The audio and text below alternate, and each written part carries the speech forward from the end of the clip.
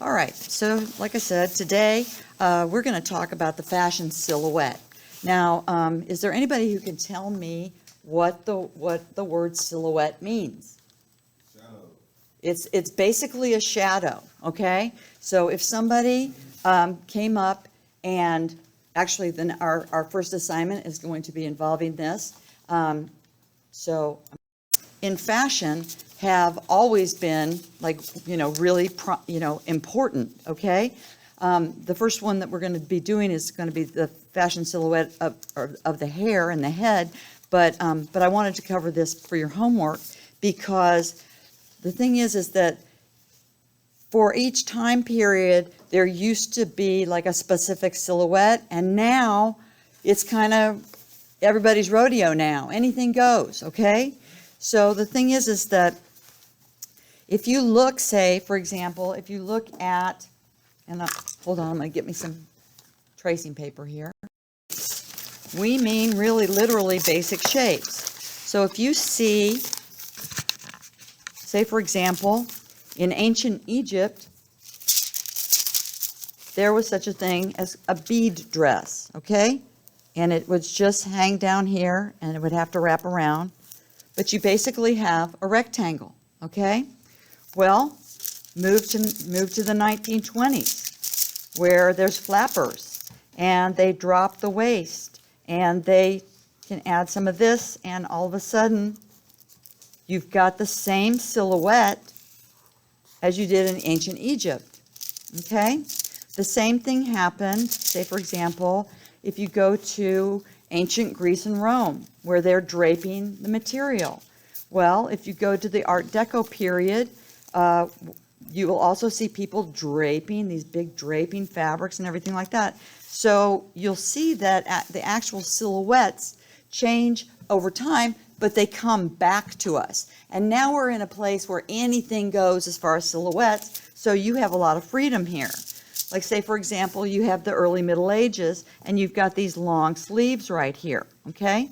So this long sleeve right here is just basically a triangle, right? Okay? And so then this down here is just basically just coming down straight and everything. That's all they could do back then in the Middle Ages. However, you go look at fashion design coming down the runway, and you've got people where the sleeves are covering up their hands and hanging to the ground. Well, that started back in the Middle Ages when people were saying, the rich people were doing that because they're like, oh, I don't even have to use my hands to work here. I'm going to show people that I don't have to use my hands to work, okay? So this is how stuff happens. You're going to love fashion history, by the way. I actually have made this one a little bit smaller because also in the Middle Ages, but in the late Middle Ages, they had that pointy hat that you always see people in fairy tales, right? Well, the rich people wore that. Who knows what reason they had, but that big old hat, everybody knows what it looks like because they've seen Sleeping Beauty and Snow White and stuff like that. Not Snow White, but Sleeping Beauty. And that's called a hennin. And that's all that is a big old triangle, right? Okay? So you look through the ages, the late Middle Ages, we can actually do a boy every once in a while. And there's like no silhouette here because, their pants were, they were wearing tights. The pants hadn't been invented, but they have big old shoulders, okay? So all of a sudden, you've got this gigantic shoulders here. Things changed in the Renaissance. All of a sudden, we've got this kind of fairy tale princess stuff going on. Well, nowadays, you can take this and you can still get that silhouette and have somebody running around with their underpants right here, and you'd still be echoing that same silhouette. That ruff back there, people are actually trying to bring that back. So when you see a lot of volume at the neck, you'll see that they're hearkening back to a Renaissance silhouette.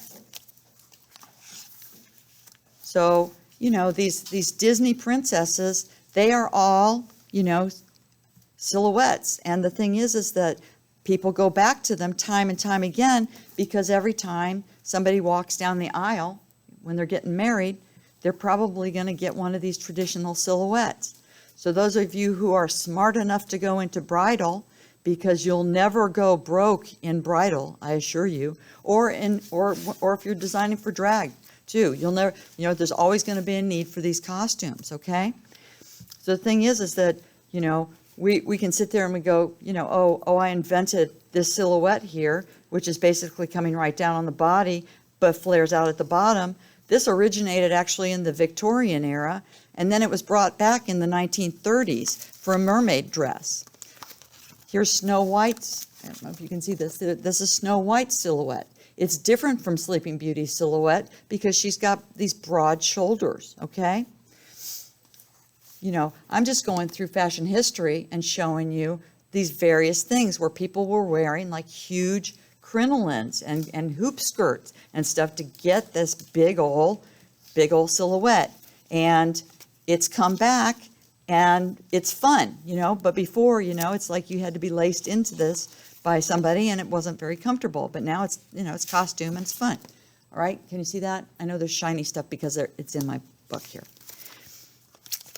Here's another thing that actually Vivienne Westwood brought back are these Tudor pumpkin pants, those pumpkin pants. And Vivienne Westwood actually brought those back, and these were actually something that men wore all the time. And a fashion designer took that and brought it back. Okay? Back in, actually I'm ahead of myself, because first of all in the 1930s, when everybody was at war and women went to work, all of a sudden the shoulder pads got real wide, okay? So all of a sudden you've got that triangle, that fashion right there, and coming down like this. Well, in history, when you see women with big old shoulder pads, when's the next time that you see those women with big old shoulder pads, Mo? Do you know? Anybody? Okay. Back in the 80s, okay? And this was when women were trying to reestablish themselves back in the workplace.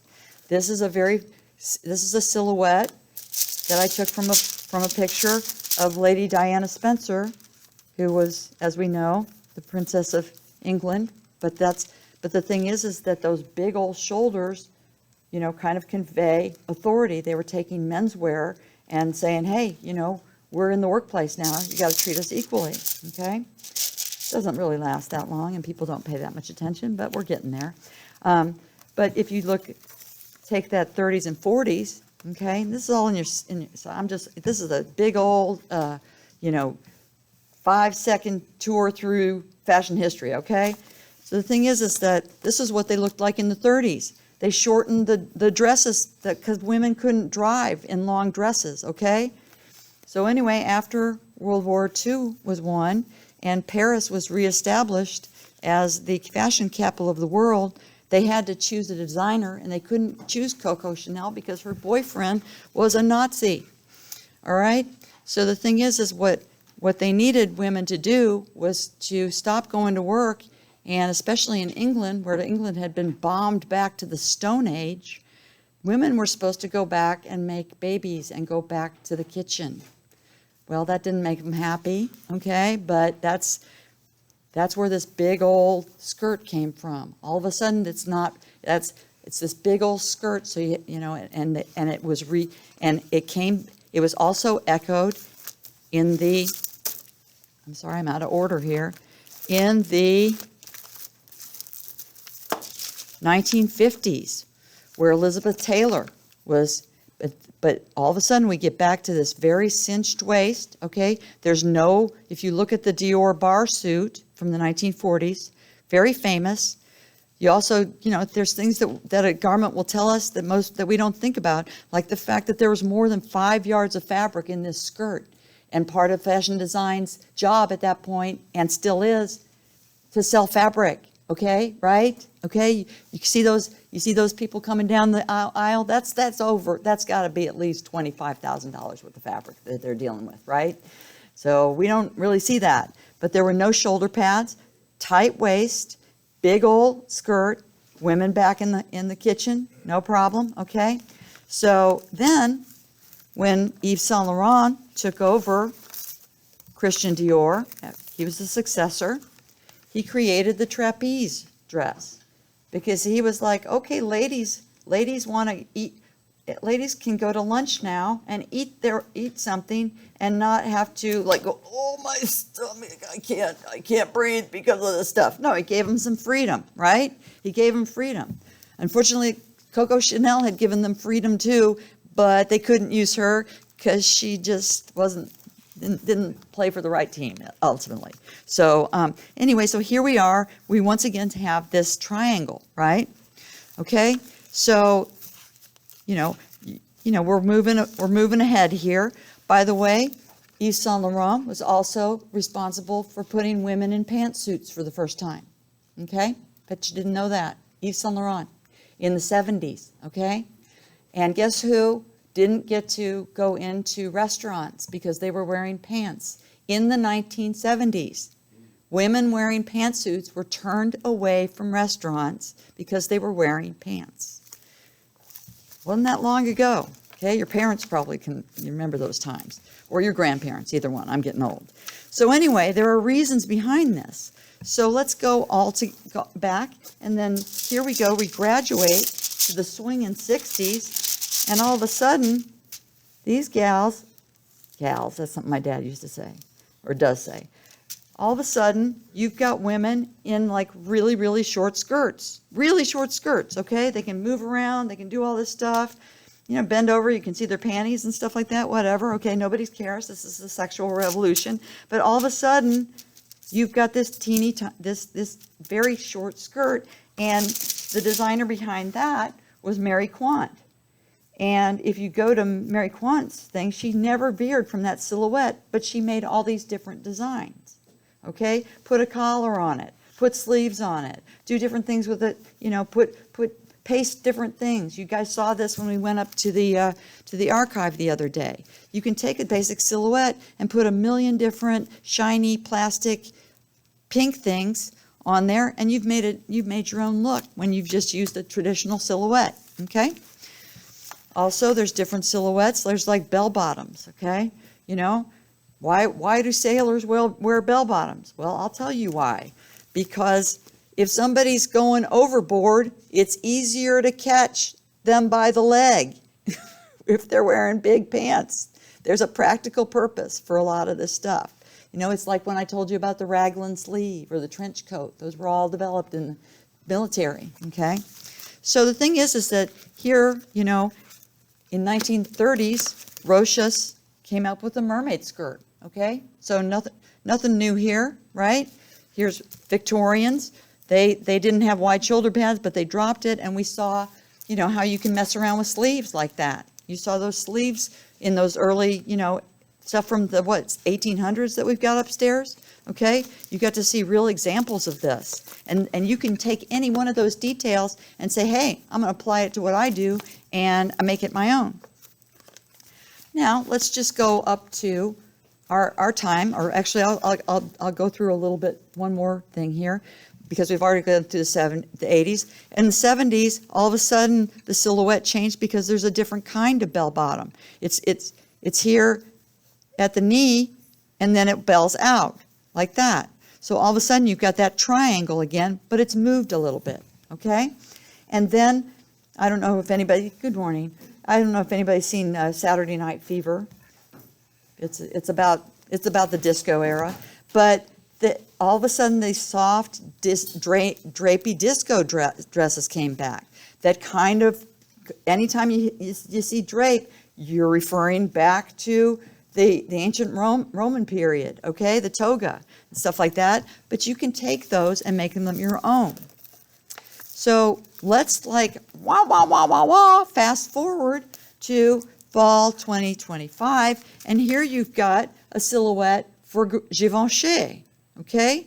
And the woman who used to be with Alexander McQueen used to run Givenchy, and all of a sudden, we're in a world where you've got Marc Jacobs. Has anybody seen Marc Jacobs' stuff lately?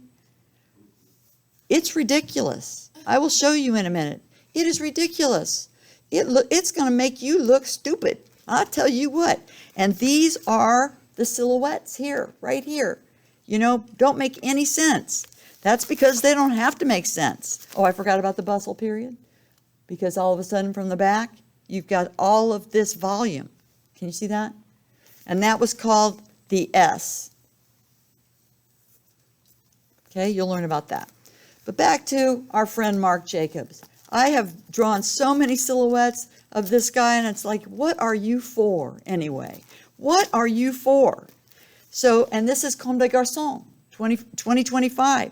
All of a sudden, you've got these structures. They're building structures with boning to make these weird triangular things that come out from you, and you're supposed to walk around like this? Really? Okay, no problem. So here we are, and so the thing is that also there's like that big old beauty queen slash. You can do anything with your silhouettes these days, and nobody's going to say, hey, that's not allowed. In the 1960s, if you weren't doing what everybody else was doing, you wouldn't be on the runway. But now everybody's like, it's like cowboys and Indians. You can do whatever you want, okay? So anyway, those are your fashion silhouettes. Now I'm going to go to the, does everybody understand what I mean by silhouette in fashion?